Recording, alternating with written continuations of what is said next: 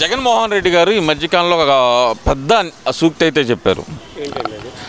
ఆ సూక్తి ఏంటంటే కనుక ఒక మనిషిని జైల్లో పెట్టడం అంటే అతని పరువును జైల్లో పెట్టడమే అంటూ ఆయన చేసిన సూక్తి ముక్తావల్ని అసలు ఎలా చూడాలంటారు? నిజానికి చెప్పాలంటే ఆయన చెప్పింది వాస్తవం. ఒక మనిషిని జైల్లో పెట్టాలంటే అతని పరువు ప్రతిష్టలు పెట్టినట్టే. ఆ మనిషి అనేది ఎవరికైనా వర్తించిద్దా లేకపోతే ఏమైనా వైసీపీని వైసీపీ అట్లా ఇద్దండి? భలేవారు సార్ మీరు. అది ఎట్లా జరిగే మాట అది? మా ఒక్కడికి చెల్లది అనడానికి సందు మొత్తం మీదే. సందులో 100 మంది ఉంటారు అద్దెలకి. మనిషికి ఓ నీతి అంటే ఎట్లుంటుంది? మనిషికి ఓ నీతి కాదు ఉండదు, మనిషికి నీతిగా ఉండటమే మనిషికి ముఖ్య ఉద్దేశం. అర్థమైందా? మనిషి నీతిగా బతకటమే ముఖ్యమైన ఉద్దేశం. అంతేగాని వైసీపీ ఒక నీతి, టీడీపీ ఒక నీతి, ఇంకో పార్టీ ఇంకో నీతి కాదు కావాల్సింది. మనిషి నీతిగా బతకటమే ముఖ్యం. చాలా కష్టం అది. నీతి నిజాయితీగా నిలువుటద్దం జగన్మోహన్ రెడ్డి అంటున్నారు. ఇప్పుడు నిలువుటద్దం కరెక్టే, నిలువుటద్దం కూడా కాదు సార్, పెద్ద అద్దాల మేడ. ఎటు నుంచి చూసినా కానీ ఆయన షేడ్ కనబడాలి. కాకపోతే డైరెక్ట్గా ఆయన ఎందులో ఉండడు. కేవలం తన అనుచర గణంతో నీటుగా తనకు కావాల్సిన మొత్తం చక్కగా చేయించగల నిరపరి. నిజంగా సార్ అతను కనుక రాజకీయాల్లో కాకుండా ఏ చదువులో కనుక ఎంబీబీఎస్లు వీటిలో అయితే అద్భుతాలు జరిగాయి సార్. ఫస్ట్ క్లాస్ స్టూడెంట్ కదండి ఆయన. ఈ స్టూడెంట్లు తీసేయండి, రాజకీయంలోనే అతను రాష్ట్రాన్ని మొత్తాన్ని వ్యాపార సంస్థగా మార్చాడు. ఆంధ్ర రాష్ట్రాన్ని ఒక వ్యాపార సంస్థగా మార్చాడు. అత్యధిక ఆదాయం కలిగిన ఆదాయం మద్యం. అటువంటి మద్యాన్ని వచ్చే రూపాయిని ఎన్ని రకాలుగా పంపించుకోవాలో అన్ని రకాలుగా మెయింటైన్ చేశాడు. దానికి ఫలితం అసలు మద్యమే లేదంటాడు ఆయన సీఎస్ ధనంజయ రెడ్డి గారు. కేసు అనవసరమైన కేసు ఇది, అసలు మద్యం అన్నదే లేదు, దీంట్లో స్కామే లేదు. మీరు లేనిపోయిన దానికి మీరు కేసు కట్టడం ఏంటి, మమ్మల్ని తీసుకెళ్ళి లోపల పెడతాం ఏంటి అంటారు. మరి సిట్టు మీ ముందు ఆధారాలు పెట్టిందిగా, ఆధారాలు పెట్టి అయ్యా దీనికి ఏంటి జవాబు అంటే తలదించుకోవటం మౌనమే సమాధానం. జడ్జీలు అడిగినా అదే చెప్తున్నారు, తప్పు చేసాం క్షమించండి అని. మరి ఇవన్నీ మీరు చేయకుండానే పేపర్లో సృష్టి వస్తాయా? ఓన్లీ పేపర్లో సృష్టినంటగా ఇదంతా. చంద్రబాబు నాయుడు గారు 53 రోజులు జైల్లో కూర్చొని రాసుకున్న కథ అంటగా ఇదంతా. ఆయన రైటర్ అయింటే కరుణానిధిలాగా మంచి రైటర్గా పేరు పొందేవాడు, సినిమాలకు కూడా స్క్రిప్ట్లు రాసేవాడు. కానీ స్క్రిప్ట్ అనేది దేవుడు ఇచ్చాడు సార్. మొదట్లో మీరు 5 ఏళ్లలో గెలవంగానే మీరు చెప్పింది ఏంది? దేవుడు రాసిన స్క్రిప్ట్ ఇది అన్నారు. మరి అదే స్క్రిప్ట్ రాసే దేవుడు, అదే రాసే స్క్రిప్టు దేవుడు కూడా స్క్రిప్ట్ గమనిస్తాడుగా. మంచి చెడు అనేది దేవుడు ప్రతి ఒక్కరికి వర్తింపజేస్తాడు. దీంట్లో మంచి ఏంది చెడు ఏంది, దీంట్లో ఎవరు మంచి ఎవరు చెడు అనేది దేవుడు నిర్ణయిస్తాడు. నాకు ఏదైనా సంతోషకరమైన పని జరిగిందనుకోండి, అలా దేవుడు సహాయం చేశాడయ్యా అనుకుంటాం మనం. అదే మనిషి సహాయం చేశాడనుకో, కనబడ్డప్పుడల్లా కృతజ్ఞత భావంతో బతుకుతాను. బాయ్ నీ మూల నేను సహాయం పొందాను, నీకు నేను ఎప్పుడూ అనుగుణంగానే ఉంటాను బాయ్, ఏ సహాయం అయినా పిలువు బాయ్ నేను వస్తానంటాను. అదే ఒక రాష్ట్ర ప్రభుత్వం రాష్ట్ర ప్రజలకి రేపు ఆగస్టు 15 నుంచి స్త్రీ శక్తి అనేది బెంగళూరులో పెట్టారు ఫ్రీ బస్సు కాంగ్రెస్ గవర్నమెంట్, తెలంగాణలో పెట్టింది. ఇప్పుడు ఆంధ్రాలో పెట్టే ఉచిత బస్సు నువ్వు ఎక్కడి నుంచి ఎక్కడికైనా వెళ్ళు, ఎక్కడి నుంచైనా ఎక్కడి నుంచి వెళ్ళు, నువ్వు చేసిన ప్రయాణం ద్వారా నువ్వెంత లబ్ధి పొందావో నీ టికెట్ వెనక రాసి ఉంటుంది. ఇలా నువ్వు ఎన్నిసార్లు తిరిగావో, ఎన్నిసార్లు బస్సులో ప్రయాణం చేసావో, నీకెంత ఆదాయం కలిగిందో ప్రతి ఒక్క ఆడ మనిషి గ్రహించాలి సార్. గ్రహించి ఈ పార్టీ వల్ల నాకు కలుగుతున్న లబ్ధి ఏంటి, ప్రతి నెల నేను పొందుతున్న 4000 పింఛన్ ఏంటి,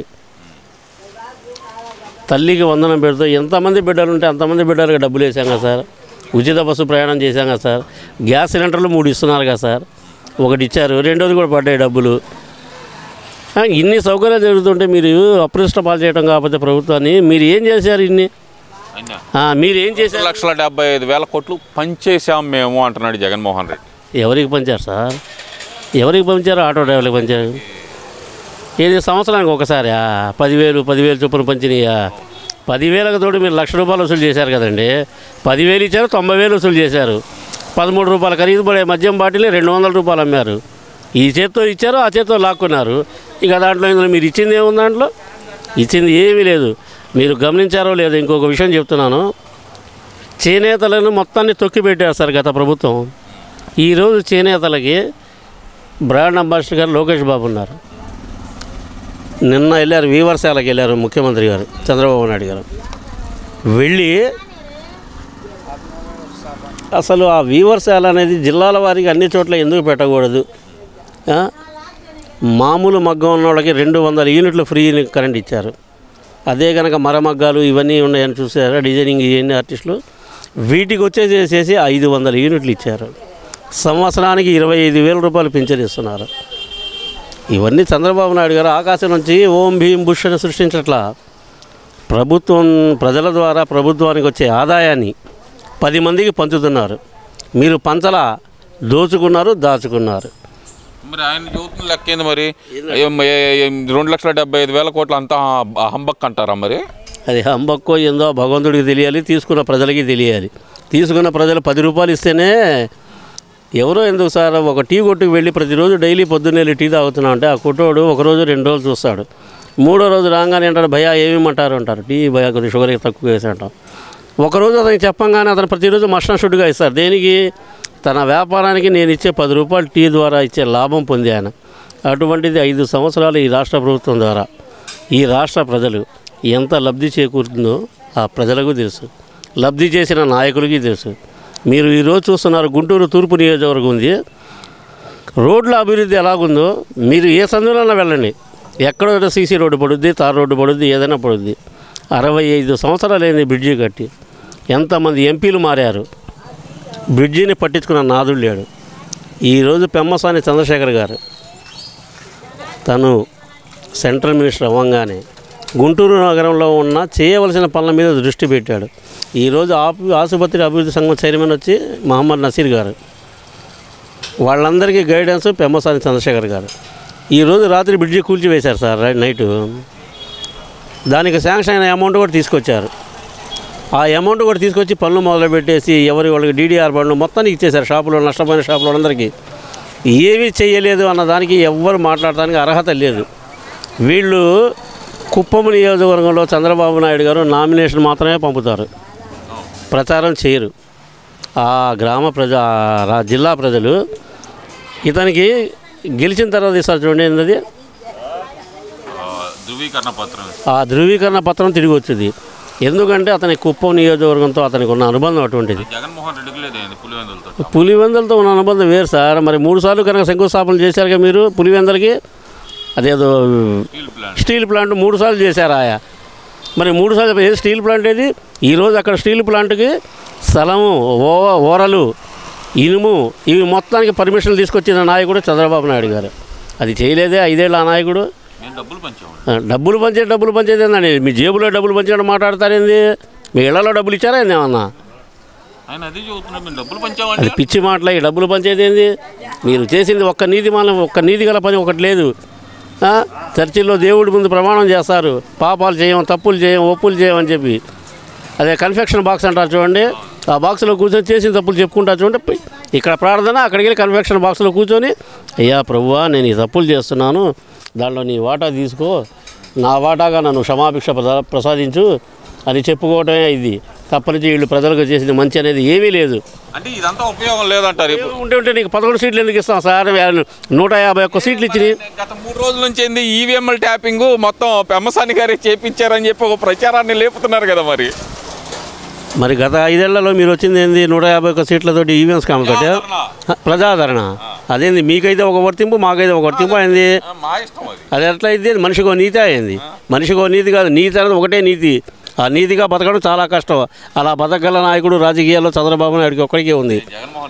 జగన్మోహన్ రెడ్డికి ఉంటే 11 సీట్లు ఎందుకు ఇస్తాం సార్ మేము? మీరు ఈ మాట మాట్లాడింది 11 దాకా అంటే మీకు 150 ఇచ్చిన వాళ్ళు మీకు ప్రతిపక్ష హోదా కూడా ఇవ్వకుండా ఇచ్చామంటే దేనికి ఇచ్చాము? 5 సంవత్సరాలు మీ మూలాన పైకి పోతే నరకం ఎలా ఉంటుందో తెలియదు. నరకం అనేది రాష్ట్రంలో రాష్ట్ర ప్రజలు చూశారు, బాధలు పడ్డారు, భరించారు.